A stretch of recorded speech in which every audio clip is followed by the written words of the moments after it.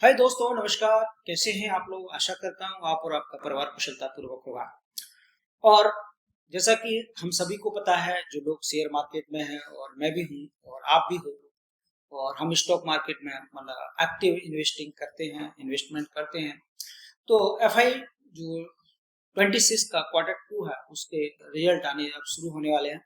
आज 1 अक्टूबर हो गया और 1 अक्टूबर 2025 से है आज। और कंपनियों का बिजनेस अपडेट आना शुरू हो जाएगा और धीरे धीरे उनका कॉन कॉल और पीपीटी आना शुरू हो जाएगा। तो हम बात करें जैसे कि भाई देखिए, जिन लोगों ने जो निवेश कर रखा है और जो एक्टिव इन्वेस्टर हैं या जो एक्टिव इन्वेस्टर नहीं है, किसी के कहने से या किसी के रिकमेंड से कोई स्टॉक खरीद रखा है, ये वीडियो उन सभी के लिए है। और जो नए इन्वेस्टर हैं, पहली बार अगर मार्केट में इन्वेस्टमेंट करने की रणनीति बनाने सोच रहे हैं, तो वो भी इस वीडियो को देख सकते हैं। तो हम इस बात की शुरुआत क्यों कर रहे हैं? क्योंकि देखिए, Q2 FY26 के रेट शुरू हो रहे हैं और जैसे जैसे क्वार्टर के रिजल्ट आएंगे तो हमें कंपनी का जो जो फंडामेंटल्स है और कंपनी क्या करती है, क्या नहीं करती है, किस प्रकार के रिजल्ट्स आ रहे हैं, तो वो चीजें हमें पता होनी चाहिए। तभी हम एक एक्टिव इन्वेस्टर बन सकते हैं। और देखिए, मार्केट से पैसा तो लोग बनाते हैं, जैसे शॉर्ट टर्म में बनाते हैं, कोई इंट्राडे ट्रेड करता है, कोई डेरिवेटिव मार्केट से पैसा कमाता है। लेकिन मैं बात करता हूँ एक्टिव इन्वेस्टिंग जो रणनीति है, स्ट्रेटेजी है उसकी, और लॉन्ग टर्म में किस प्रकार से पैसा ना बना के वेल्थ का क्रिएशन किया जाता है। वेल्थ का क्रिएशन किया था, मतलब क्या नहीं, मतलब हम स्टॉक में 20%, 3%, 30%, 5% कोई स्टॉक नहीं बेचना है हमको। हमें तो स्टॉक को मल्टीबैगर बना के 3-4 गुना, 5 गुना, 10 गुना रिटर्न लेके तब स्टॉक को निकलना है। तो हमें तो ऐसे स्टॉक छाटने हैं जो कि हमारे डीमैट अकाउंट में मल्टीबैगर स्टॉक, और ऐसे स्टॉक के साथ हमें रहना। तो हमें क्या करना है? वेल्थ क्रिएशन करना है। दूसरा मेरा छोटा सा एक डिस्क्लेमर है, मैं सेबी रजिस्टर्ड नहीं हूँ और मैं किसी स्टॉक को बाय और सेल करने की रिकमेंडेशन नहीं देता हूँ। और मेरा आपसे भी निवेदन है कि आप किसी के कहने से, मेरे कहने से भी और किसी अन्य के कहने से कोई स्टॉक बाय और सेल ना करें, क्योंकि आप जानते हैं कि जो आपका पैसा होता है बहुत ही मेहनत की कमाई होती है, जिसमें आपके परिवार के सपने जुड़े होते हैं। आप एक बार निवेश करने से पहले किसी के कहने से अपने परिवार के बारे में सोचिए, अपने माँ बाप के बारे में सोचिए, जो छोटे छोटे बच्चे हैं आपके, उनके बारे में सोचिए कि जो पैसा बचा कर रखते हैं वो उनका हक होता है, और वो पैसा किसी के कहने से कहीं भी निवेश करते हैं तो आप समझ सकते हैं कि आपके परिवार को कितनी बड़ी समस्या हो सकती है और आप ये समस्या में फंस सकते हैं। तो ऐसा ना करें, सावधानी पूर्वक करें। मैं एक एक्टिव इन्वेस्टर हूँ और एक्टिव इन्वेस्टिंग सिखाने की कोशिश करता हूँ, और आप उसको सीखें जब आपका कन्विक्शन आ जाए और जब आपको कॉन्फिडेंस हो, चीजें समझ आ जाए, तब आप एक्टिव इन्वेस्टिंग शुरू कीजिए। और कॉर्पोरेट डॉक्यूमेंट, जो लेटेस्ट कॉर्पोरेट डॉक्यूमेंट मैं आपको बताता हूँ हर अपने वीडियो में, उसको पढ़ना सीखिए। और जब आप पढ़ना सीख जाएंगे, चीजें समझ में आ जाएंगी, तो फिर आपको कोई दिक्कत नहीं आएगी। ना तो बाजार कहीं जा रहा है, बाजार आपको, जब आप चीजें सीख लेंगे, आप एक्टिव इन्वेस्टर बन जाएंगे, तो जब तक आप जिंदा रहेंगे इस धरती पे तब तक आप पैसा कमाएंगे। और अगर आप उनके नोट्स बना के रख जाते हैं और वो आपके बच्चों के काम आएंगे, जो कि जो काम आप करते हैं वो देखते हैं हमारे पिताजी ने बहुत सारा पैसा या वेल्थ का क्रिएशन किया स्टॉक मार्केट से, तो वो उन चीजों को सीखेंगे और समय के अनुसार जो टेक्नोलॉजी है और सारी चीजें उसको अपग्रेड करेंगे और मार्केट में अप्लाई करेंगे। तो मैं समझता हूँ कि हमारी जो आने वाली पीढ़ी है वो भी उसका लाभ उठाएगी। दूसरी एक चीज बता दूं, मेरा एक शौक है ये, क्योंकि मैं इकोनॉमिक्स का विद्यार्थी हूँ, प्रोफेसर हूँ इकोनॉमिक्स में। तो प्रोफेसर से पहले मैं एक विद्यार्थी हूँ, क्योंकि मैं हमेशा चीजें सीखने की कोशिश करता हूँ। मेरे जो स्टूडेंट्स हैं पीजी में और यूजी में, उनको एक पेपर पढ़ाता हूँ मैं, financial institution and money market and capital market. तो जो मेरा जो हॉबी है वो मेरा इसी पेपर की वजह से। लेकिन ऐसा नहीं है कि उसी पेपर से माइक्रो इकोनॉमिक एनालिसिस मैंने अभी एक वीडियो डाला है, अगर आप देखें कि माइक्रो एनालिसिस मैंने किया है नेशनल इंटरनेशनल लेवल पे, क्या क्या चीजें चली इंडियन मार्केट में और क्या शेयर मार्केट में क्या इम्पैक्ट आएगा। तो अगर आपने नहीं देखा तो उसको देख लेना, मेरे चैनल पे मिल जाएगा आपको। तो मैंने मैक्रो इकोनॉमिक्स इकोनॉमिक लेवल का एनालिसिस किया, जिसमें ग्लोबल और monetary policy, physical policy, Indian economy के क्या पैरामीटर है और कैसे कैसे जो गवर्नमेंट चेंज कर रही है उसका इम्पैक्ट कैसे स्टॉक मार्केट पे आएगा। और आने वाले समय में मैं समझता हूँ स्टॉक मार्केट 2-3 साल तक, मतलब कहने का मतलब एक बुलिश रहेगा और उसकी जर्नी बहुत ही जल्दी शुरू होने वाली है। जैसे अमेरिका और इंडिया की अगर जो डील्स अगर फाइनल हो जाती है, तो जो ट्रम्प का जो टैरिफ आ रहा है उससे हम थोड़ा राहत ले सकते हैं और दोनों देशों के बीच अच्छा हो सकता है। तो उस पर मैंने वीडियो बनाया, तो उसे आप देख सकते हैं। तो मेरा जो पेपर है, तो मैं उस प्रकार की चीजें करता हूँ, मैं किसी को टिप्स या रिकमेंडेशन नहीं देता।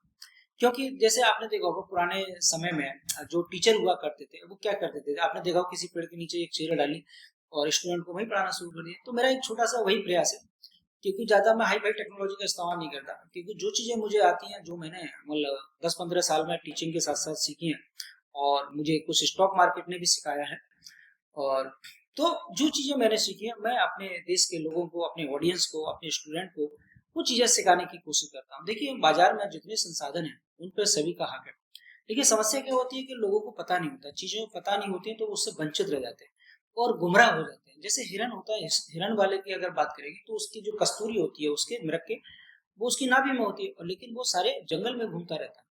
तो इसी प्रकार की चीजें होती है कि चीजें सबको पता होती है, कॉमन सेंस की बात है। स्टॉक मार्केट कोई इतना हुआ या इतना कोई क्रिटिकल चीज नहीं है, बस चीजें समझिए सीधे से। और पहले भी लोग निवेश किया करते थे, जो हमारा व्यापारी वर्ग है वो भी तो निवेश करता था। अब यह है कि भाई डिजिटल प्लेटफॉर्म आ गया, और हमारा स्टॉक मार्केट अब तो हर मोबाइल के अंदर है।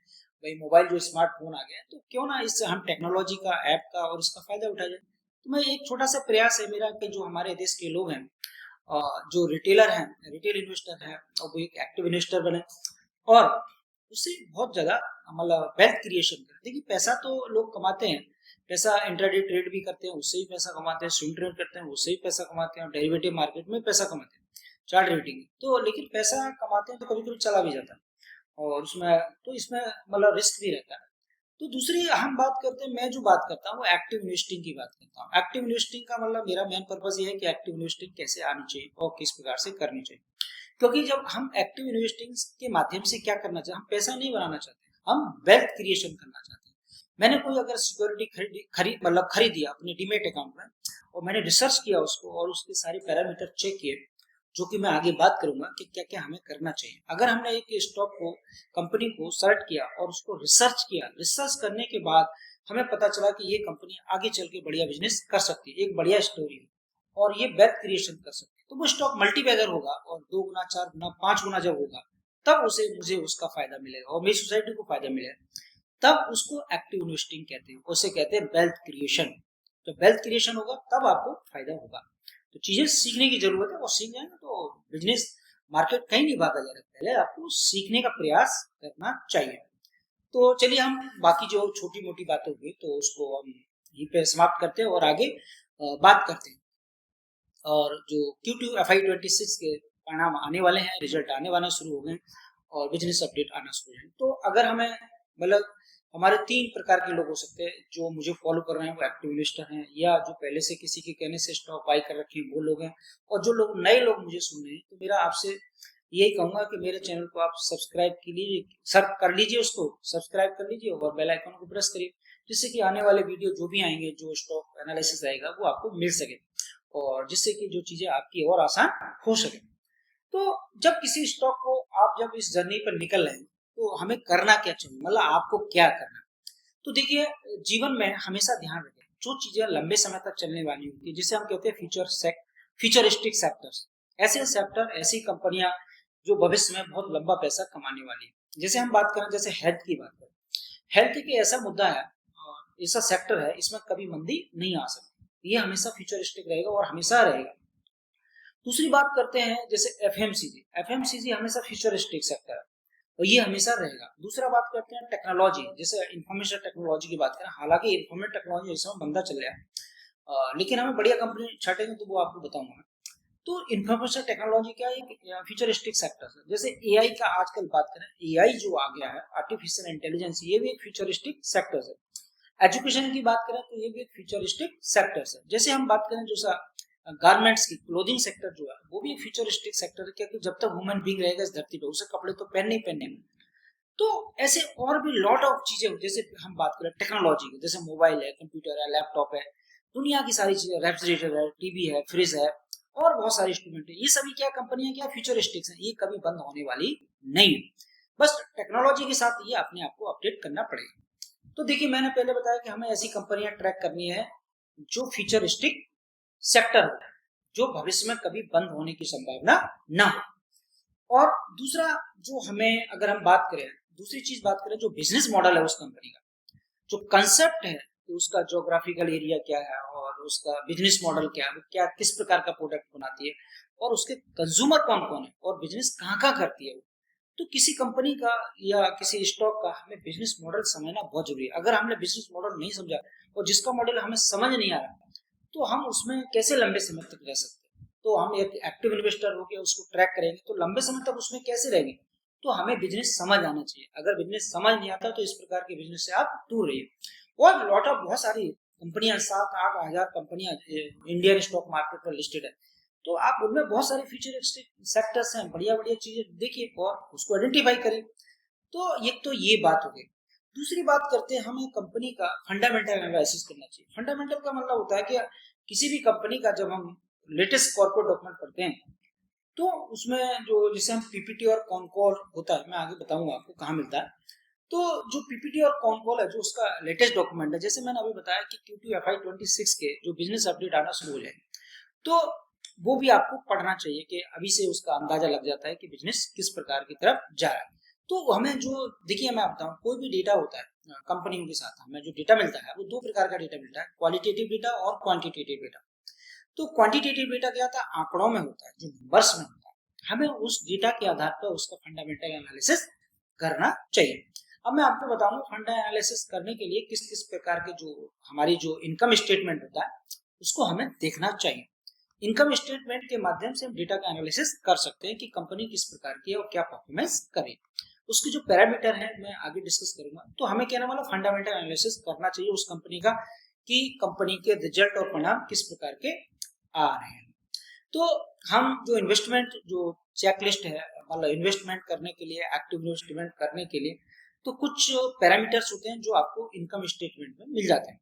हमें उस कंपनी के जो फंडामेंटल जो एनालिसिस है, उन कंपनी के जो इनकम स्टेटमेंट के जो पैरामीटर्स हैं उन पे उसको टेस्ट करना चाहिए। मतलब फंडामेंटल एनालिसिस करने के लिए उन सारी चीजों को टेस्ट करना चाहिए।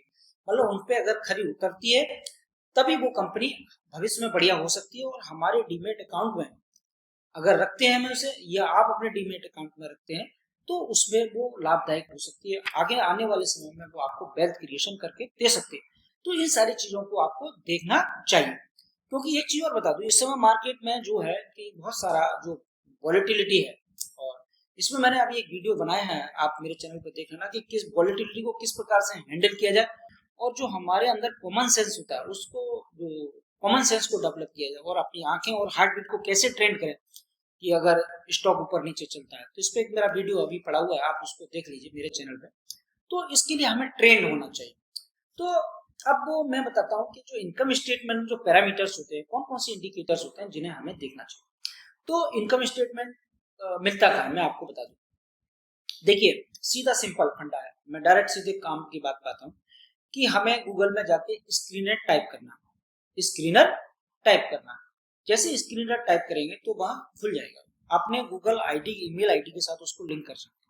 वैसे उसमें जो वैल्यूबल डेटा होता है वो पेड होता है, लेकिन आपको फ्री डेटा इतना मिल जाता है कि जिससे कि आप अपने काम की चीजें निकाल सकते हैं। तो स्क्रीनर में कंपनी का नाम पूछेगा, कंपनी आप टाइप कर दीजिए। जब कंपनी आप टाइप कर देते हैं तो कंपनी वो खुल जाती है, उसका सारा चीजें खुल जाता है उसको।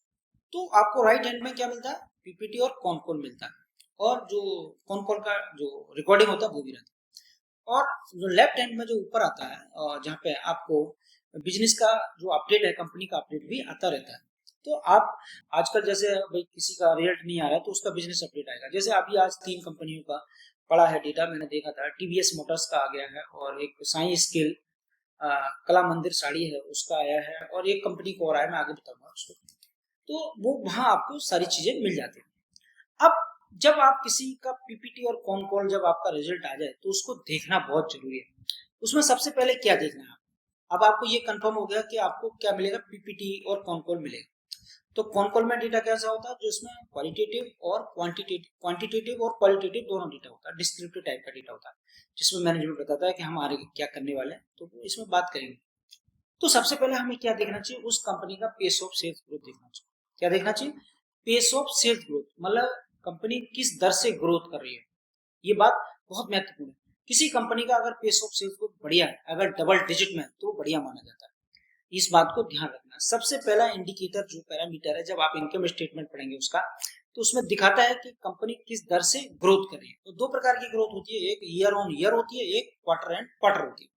अभी क्वार्टर 2 का रिजल्ट आएगा तो इसमें ये दिखाएगा कि क्वार्टर ऑन क्वार्टर किस प्रकार का उसने ग्रोथ किया।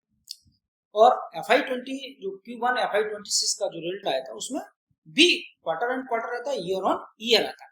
तो फाइनेंशियल ईयर जो रहता है उससे हम कंपैरिजन करते हैं कि भाई उस ईयर में कितना इन्होंने ग्रोथ किया और इसमें कितना। तो ये बहुत महत्वपूर्ण होता है, तो हमें उसका पेस ऑफ सेल्स ग्रोथ देखना बहुत जरूरी है। दूसरी एक चीज और बहुत महत्वपूर्ण होती है कि उसके जो पीयर ग्रुप्स होते हैं, पीयर ग्रुप्स का मतलब होता है कि जैसे मान के चलो जैसे कि आप देखिए टीवीएस मोटर है, टीवीएस मोटर अगर है तो बाइक में, बाइक सेक्टर में तो बाइक बनाती है, तो और भी हीरो है, हीरो होंडा है और आपका और भी कई कंपनियां हैं जो स्कूटी वगैरह सब चीजें बनाती है, लॉट ऑफ चीजें बनाती है, थ्री व्हीलर भी बनाती है। तो आप देखिए कि जो उसके पीयर ग्रुप हैं क्या वो वास्तव में उसके बराबर में ग्रोथ कर रहे हैं, उससे कम ग्रोथ कर रहे हैं। तो मैं तो ये कहूंगा कि जो सबसे नंबर वन कंपनी जिसकी सबसे ज्यादा ग्रोथ है, आपको उस कंपनी को ट्रैक करना चाहिए और उसको अपने डीमेट अकाउंट में उसको रख सकते हैं आप, वो आपके ऊपर डिपेंड करता है।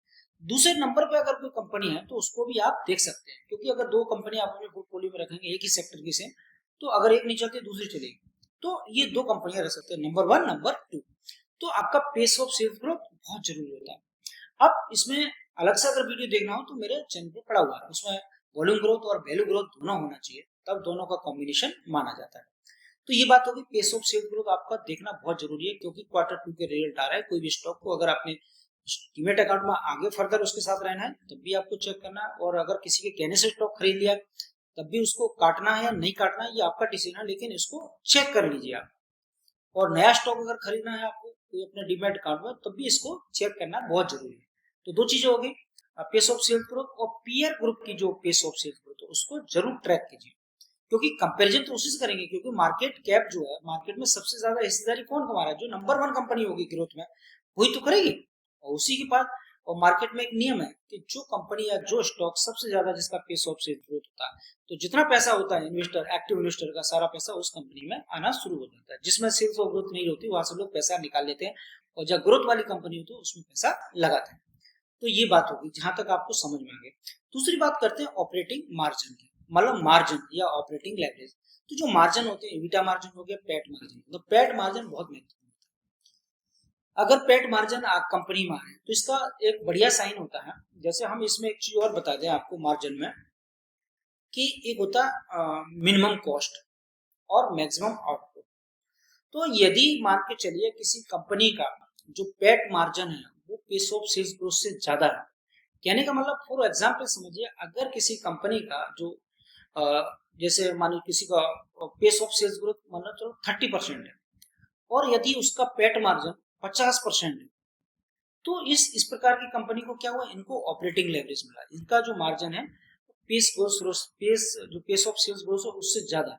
अगर इस प्रकार की कंपनी होती है तो उसमें होता है क्या, देखिए आप समझते हैं फिक्स कॉस्ट होती है और वेरिएबल कॉस्ट होती है। तो फिक्स कॉस्ट क्या, जैसे मान चलो उसका जो ऑर्गेनिक बिजनेस है, मतलब एम्प्लॉय वही है, प्लांट भी वही है, मशीनरी वही है, लेकिन उन्होंने आउटपुट ज्यादा लिया, तो कॉस्ट तो कम हुई, मिनिमम कॉस्ट हुई ना, हुई उसकी, मतलब कॉस्ट में कोई परिवर्तन नहीं हुआ, जो फिक्स कॉस्ट है उसमें कोई परिवर्तन नहीं हुआ।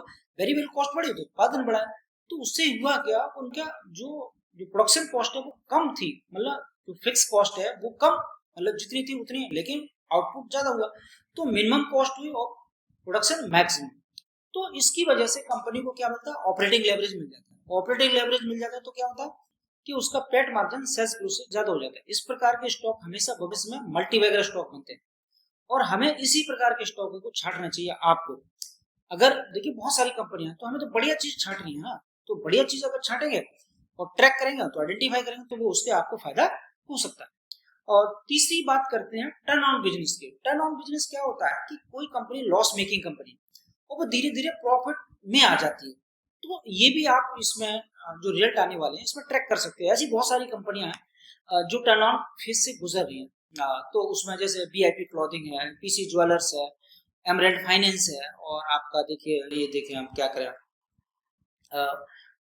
उज्जीवन फाइनेंस है। तो ऐसी लॉट ऑफ कंपनियां हैं जो आपको हो सकती हैं। तो इस प्रकार की कंपनियों को टर्न ऑन बिजनेस का मतलब होता है कि जो कंपनी बिजनेस इसका लॉस मेकिंग था, अब वो धीरे धीरे कंपनी मतलब लॉस से प्रॉफिट में आ रही है। इस पर मेरा अलग से एक वीडियो है, वो आप देख लेना। तो हम तो आज उसी कंपनी को ट्रैक, मतलब जो डेटा है वो या जो एनालिसिस कर रहे हैं या चीजें बताने की कोशिश कर रहे हैं वो है कि जो पहले से प्रॉफिटेबल कंपनी है। तो टर्न ऑन बिजनेस मैंने आपको बताया, उस प्रकार की चीजें देख सकते हैं, इस पर अलग से वीडियो। और जो हमें जो प्रॉफिटेबल कंपनियां हैं जिनका प्रॉफिट पहले से ही आ रहा है, तो उस प्रकार की कंपनियों में हमें ये चीजें देखनी है। जैसे मैंने आपको बताया कि ऑपरेटिंग लेवरेज, मार्जिन, मतलब पेट मार्जिन, और जो आपका मतलब कहने का मतलब जो पेट मार्जिन है वो सेल्स ग्रोथ से ज्यादा है, तो वो बढ़िया हो सकता है। अगली बात करते हैं हम return on equity. Return on equity क्या होता है? रिटर्न ऑन इक्विटी जैसे जो इक्विटी है और जो मतलब जो शेयर होल्डर का पैसा है और जो मैनेजमेंट है उस रिटर्न उस इक्विटी पर कितना पैसा कमा के दे रहा है जो शेयर होल्डर है, तो ये होता है रिटर्न ऑन इक्विटी। मतलब इक्विटी पर कितना रिटर्न मैनेजमेंट कमा के या ग्रोथ करके उसे रेवेन्यू के रूप में या उनको पैसे के रूप में कन्वर्ट कर रहा है, तो ये मैनेजमेंट की क्वालिटी होती है। अब एक चीज बता दो, रिटर्न ऑन इक्विटी बहुत ही महत्वपूर्ण चीज होती है किसी कंपनी को। किसी अगर पैरामीटर में अगर इनकम स्टेटमेंट में देखा तो रिटर्न ऑन इक्विटी को बड़ा ध्यान से पढ़ना चाहिए। इसमें होता है क्या है, अगर रिटर्न ऑन इक्विटी अगर पॉजिटिव डायरेक्शन है उसका, जैसे मान चलो किसी कंपनी का रिटर्न ऑन इक्विटी पिछले क्वार्टर में FY26 क्वार्टर वन में था, मान चलो 10%, और अब अगर मान चलो रिजल्ट आता है उसका Q2 FY26 का, और जो रिटर्न ऑन इक्विटी है बढ़ के हो जाता है 13%, 15%, तो ये डायरेक्शन पॉजिटिव है इसका। और इस प्रकार के अगर जिसका रिटर्न ऑन इक्विटी पॉजिटिव होता है, जिसका डायरेक्शन, इस प्रकार के स्टॉक मल्टीबैगर बनते हैं और बहुत सारा वेल्थ क्रिएशन करके देते हैं।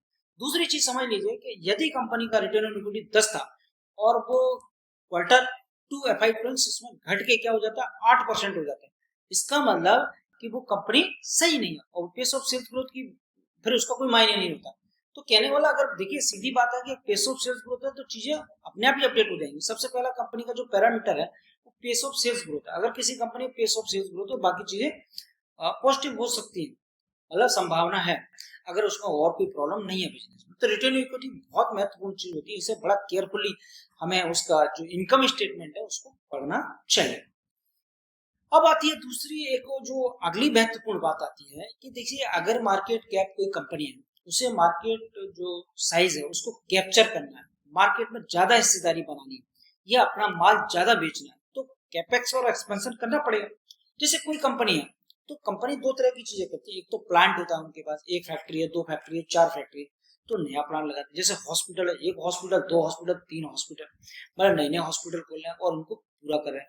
दूसरा होता है डिस्ट्रीब्यूशन, जो चैनल्स होते हैं, पार्टनर्स होते हैं, SSG, मतलब same sales, same store sales growth, अगर उनकी संख्या बढ़ाते हैं तो जिनका टर्नओवर जो टेनओवर होता है एक साल तक, जो भी सेम स्टोर सेल्स ग्रोथ होती है वो उससे आती है। एक new same store sales growth जो आती है वो एक साल से कम उनको होता है। तो अगर उनका नए स्टोर खोलते हैं तो उससे भी उनका जो डिस्ट्रीब्यूशन है, जो माल बिकने का तरीका है, वो भी बेटर हो सकता है। और ये चीजें, तो अगर कोई कंपनी नया प्लांट बैठाती है तो भी ये बढ़िया है, तो उससे उनको कंपनी कैपेस कर रही है क्योंकि कंपनी के पास पैसा है। और दूसरी एक चीज बता दें, अगर कंपनी को कैपेस कर रही है, अगर उस पर डेट होता भी है तो डेट दो प्रकार का होता है, शॉर्ट टर्म और लॉन्ग टर्म। अगर कोई कंपनी कोई प्लांट बैठा रही है या कोई नई स्टोर खोली, तो हो सकता है कंपनी पर डेट हो, तो वो डेट खराब नहीं माना जाता। अगर कंपनी अगर एक्सपेंशन कर रही है, डेट कब खराब माना जाता है? जब कंपनी लॉस मेकिंग हो और उस पर डेट है, तब वो खराब माना जाता है। अगर कंपनी उसका पेस ऑफ सेल्स बहुत बढ़िया है तो उसका वर्किंग कैपिटल कम है या डेट है, तो वो खराब नहीं माना जाता क्योंकि वो कैपेस करे। और तीसरी चीज बहुत महत्वपूर्ण होती है, एक चीज बता दूं कि प्रोडक्ट में मिक्स या एक्सचेंज, ये भी बहुत जरूरी होता है। देखिए एक बात है, इनोवेशन बहुत जरूरी चीज होती है। अगर कोई कंपनी अपने प्रोडक्ट में according to the demand of the market and consumer, consumer के अनुसार अगर वो अपने आप में चेंज नहीं करेगी, अपने प्रोडक्ट में चेंज नहीं करेगी, तो मार्केट कैप्चर कैसे करेगी? तो इनोवेशन होना बहुत जरूरी है, प्रोडक्ट में मिक्स चेंज होना बहुत जरूरी है, ये बहुत आवश्यक होता है। जैसे मान चलो अगर ब्लिंकिट की बात करें, ब्लिंकिट है, जैसे जोमेटो है, जोमेटो ने अपने प्रोडक्ट में मतलब मिक्स किया और एक्सचेंज किया। उन्होंने क्या किया भाई, जो जोमेटो का फूड डिलीवरी का बिजनेस था उसमें वो ब्लिंकिट को लिया, उन्होंने नए नए मतलब उसके साथ नए बहुत सारे स्टोर खोल दिए। एक चीज और नई चीज आ गई है, जैसे क्विक कॉमर्स की बात करें, क्विक कॉमर्स अपना बिजनेस तो एक्सपेंशन कर ही रहा, लेकिन दूसरे का जो बिजनेस है उसका माल भी अपने क्विक कॉमर्स पे प्लेटफॉर्म पे बेच रहा है। तो ये कि एक बढ़िया डिस्ट्रीब्यूशन का साइन। अगर कोई कंपनी है, अगर वो मालिक अपना माल या प्रोडक्ट ये क्विक कॉमर्स प्लेटफॉर्म पर अगर बेचते हैं, अमेजोन हो गया, फ्लिपकार्ट हो गया, ब्लिंकिट हो गया, स्विगी हो गया, इन पर अगर बेच रहा है तो ये और बढ़िया बात है क्योंकि उसका प्रोडक्ट ऑनलाइन भी बिक रहा है, मतलब जैसे भी चाहे बिक सकता है। तो ये बढ़िया साइन माना जाता है। कहने का मतलब ये सारी चीजें अगर हैं तो बढ़िया है।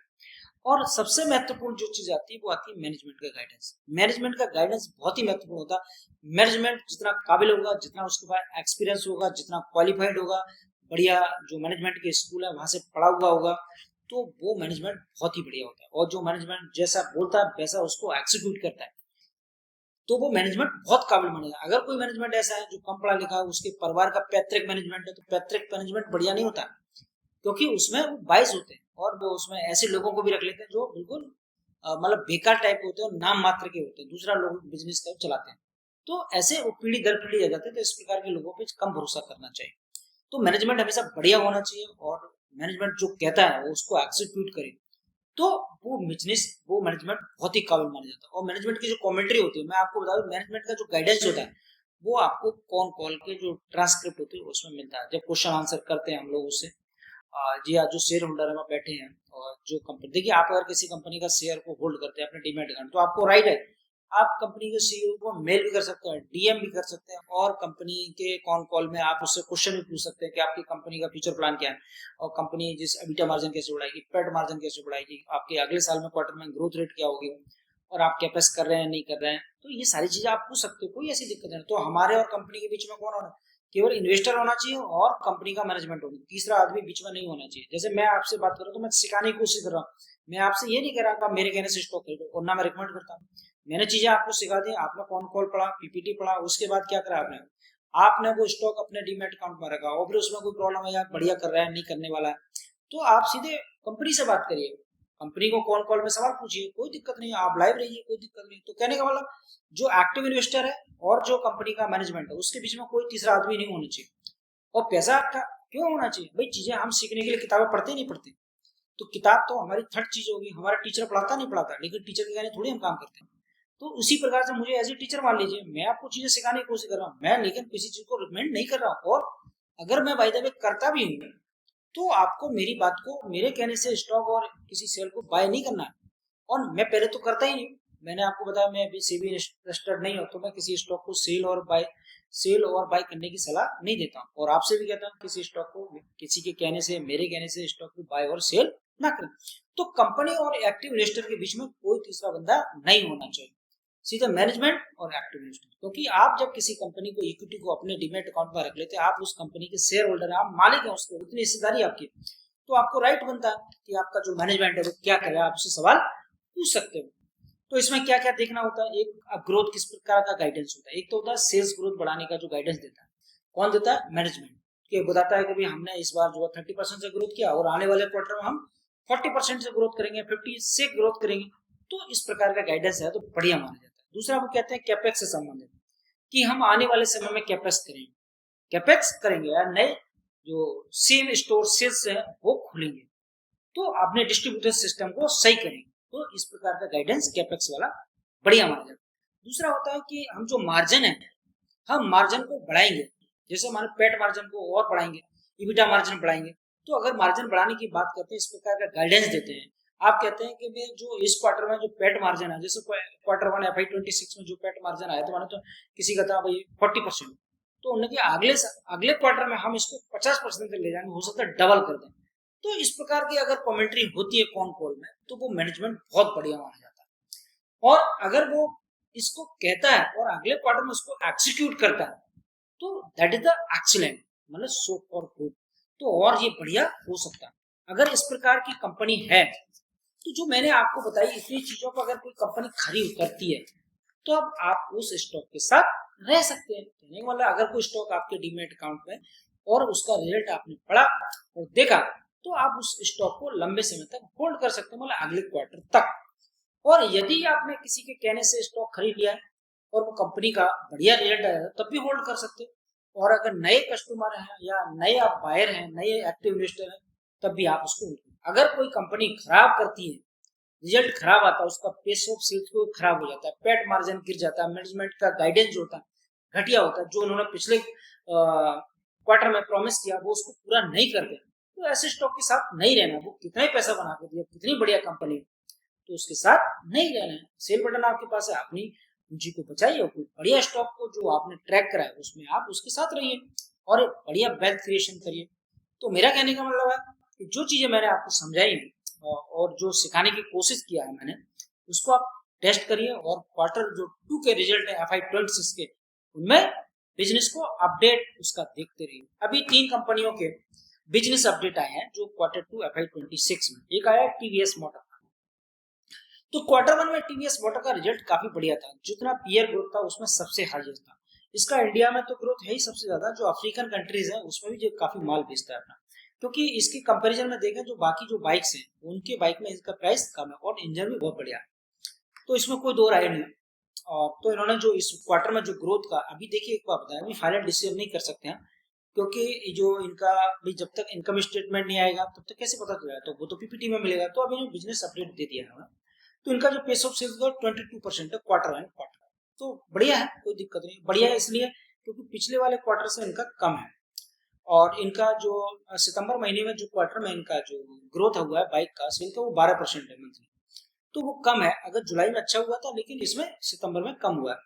तो लेकिन ये हमें कहाँ देखना, जब उसका क्या बोलते हैं इनकम स्टेटमेंट आएगा तो उससे और कंफर्म हो जाएगा। और दूसरी बात करें तो, लेकिन एक चीज और बड़ी मजेदार बात बताऊं कि इसने जो ग्रोथ किया, लेकिन बाकी जो सेगमेंट है, बाकी जो पीयर ग्रुप है उसमें भी तो इतना भी नहीं है, तो उससे तो ये कई गुना बेटर, मतलब बेटर है। दूसरा, जो इलेक्ट्रिक व्हीकल में बात करें तो इनका Q1 में जो प्रॉब्लम था FY26 में, वो इसमें भी बना हुआ, क्योंकि बना क्यों कि सरकार ने, आपको पता हो, ईवी पे जो सब्सिडी देती थी गवर्नमेंट, वो उन्होंने इसको बंद कर दिया। जब बंद कर दिया तो कस्टमर उससे चला गया, तो कस्टमर को जो फायदा होता था वो उन्होंने बंद कर दिया गवर्नमेंट ने, तो ईवी पे आपको डिस्काउंट या टैक्स की रिबेट मिलती नहीं है, तो इसकी वजह से भी ये प्रेशर उस समय भी था और अब भी है। तो इसका जो टीवीएस मतलब इलेक्ट्रिक व्हीकल में जो ग्रोथ आया वो 8% आया क्वार्टर। मैं एक चीज बता दूं कि ईवी का जो भविष्य आने वाले समय में बढ़िया तो हो सकता है क्या, लेकिन हमें इस बिजनेस को ट्रैक करना पड़ेगा, जैसे ओला इलेक्ट्रिक है, तो इसी प्रकार की चीजों को ट्रैक तो करना पड़ेगा, लेकिन इसमें जंप नहीं मारना है। और जो प्योरली जो मतलब इलेक्ट्रिक व्हीकल वाली, उन पर थोड़ा कंपनियों पे हमें सावधानी बरतनी पड़ेगी। तो इनका जो दूसरी बात करें, जो थ्री व्हीलर भी बनाते हैं, टेम्प मतलब थ्री व्हीलर का ऑटो भी बनाते हैं, तो उसकी अगर ग्रोथ देखो तो उसकी ग्रोथ क्वार्टर एंड क्वार्टर कितनी आई, 60% आई। तो ये तीनों सेगमेंट है इनके, जो बाइक का है और ईवी का है और आपका थ्री व्हीलर का, तो वो भी बढ़िया है। तो लेकिन अभी इसका कोई राय नहीं बनाएंगे ना कोई, जब तक इनका पीपीटी और कॉन कॉल नहीं आता, लेकिन आप कंपैरिजन कर सकते हैं, अगर उनसे बेटर है तो आप इसके साथ देख सकते हैं, इसको कोई दिक्कत नहीं। दूसरा है वी मार्ट का नाम सुना होगा, और देखा देखा तो आप देखें तो ट्रेंड भी है इसमें, और आपका B2 रिटेल भी है। B2 रिटेल का सबसे बढ़िया नंबर आया था पिछले क्वार्टर में। और B2 की बात करें तो इनका भी जो रिजल्ट पहले पिछले क्वार्टर में था, तो 12-14%, 15% के लगभग इनका ग्रोथ रहता था quarter and quarter on year on year. अब इन्होंने थोड़ा बढ़ाया, इनका जो ग्रोथ आया वो 22% आया क्वार्टर एंड क्वार्टर। लेकिन इसमें देखना पड़ेगा कि केवल वॉल्यूम का ग्रोथ है या वैल्यू ग्रोथ है। इसमें दो चीजें बहुत जरूरी होता है, अगर किसी कंपनी ने वैल्यू ग्रोथ करके, वॉल्यूम ग्रोथ करके अगर ग्रोथ को प्राप्त कर लिया, और अगर उसमें वैल्यू ग्रोथ नहीं है, वैल्यू ग्रोथ का मतलब प्राइस की जो कंसिस्टेंटी है, मतलब कंसिस्टेंसी है, कहने मतलब प्राइस का जो वैल्यू है, प्रोडक्ट है, प्राइस में कोई डिस्काउंट तो नहीं दिया, डिस्काउंट के साथ अगर बेचेंगे तो उनके मार्जिन मतलब श्रिंक हो जाएंगे, कम हो जाएंगे। अगर इन्होंने डिस्काउंट करके अगर माल बेचा होगा तो, अगर देखिए देखिए दो तरीके होते हैं, एक तो आपकी क्वालिटी होती है, तब आप अपने माल को ज्यादा बेचते हैं, मतलब वॉल्यूम ग्रोथ के साथ आप ग्रोथ प्राप्त कर सकते हैं। दूसरा है कि अगर आपने वैल्यू ग्रोथ कर घटा दी, कहने का मतलब डिस्काउंट देने लगे, तो आप अगर वॉल्यूम को बढ़ा रहे हैं तो उसमें वो वैल्यू ग्रोथ घट जाती है और वॉल्यूम ग्रोथ बढ़ जाती है, तो उससे आपका जो मार्जिन है वो घट जाते हैं, तो वो सही नहीं माना जाता। तो इसको देखना पड़ेगा कि अगर ये कर, जब इनका पीपीटी और कॉन्कोल आ जाए तभी इसमें आप इसको पढ़िए और ध्यान रखिए इसका। और इनका जो ग्रोथ की बात करें, सेम स्टोर सेल्स ग्रोथ की बात करें, तो जो पिछले क्वार्टर में था, मतलब इस क्वार्टर में भी 11% के लगभग बना हुआ। दूसरी एक चीज बढ़िया है, इन्होंने जो अपना जो 25 जो नए न्यू जो मतलब सेम स्टोर सेल्स को ग्रोथ को खोला है, वो 2 स्टोर उन्होंने बंद किया है। तो कहीं ऐसे इलाके में होंगे जो इन्हें बंद करना पड़ा, जहाँ पे इनका ग्रोथ नहीं है, सेल्स नहीं है, या जो इनका जो कॉस्ट है आ रहा है लेकिन उसके रेवेन्यू नहीं आ रहा, उसका वॉल्यूम ग्रोथ नहीं आ रहा, वैल्यू ग्रोथ नहीं आ रहा। तो कुल मिलाकर देखा जाए तो 23 इन्होंने स्टोर खोले हैं, और 2 बंद करें तो मतलब 25 में से माइनस कर दो 2, तो 23 बचे। तो ये इनका ये परफॉर्मेंस है। तो लेकिन फिर भी इसको देखना पड़ेगा। ट्रेंड की बात करें, ट्रेंड का ग्रोथ भी उतना बढ़िया नहीं। देखिए अब Q1 FY26 में सही नहीं था, लेकिन इसमें आप देख सकते हैं, तो अब रिजल्ट आना शुरू हो गए, तो हमें टेस्ट तो करना है, ट्रैक तो करना ही है, कंपनियों के साथ रहना। और दूसरा तीसरा एक प्लेयर है जिसका नाम है साइंस सिल्क कला मंदिर, जो साड़ियां बनाते हैं, जो साउथ में ज्यादातर साड़ियां बेचते हैं। तो इनका जो पेस ऑफ सेल्स ग्रोथ है वो भी क्या है, 28% क्वार्टर एंड क्वार्टर आया हुआ है। तो देखिए एक चीज बताएं, इनके अंदर मैंने कई मतलब 2-3 तो मतलब क्वार्टर से ट्रैक करा, तो इनके अंदर भूख नहीं है। भूख का मतलब कि हम ये कर देंगे, आने वाले समय में ये करेंगे, मैनेजमेंट का गाइडेंस थोड़ा अग्रेसिव नहीं है।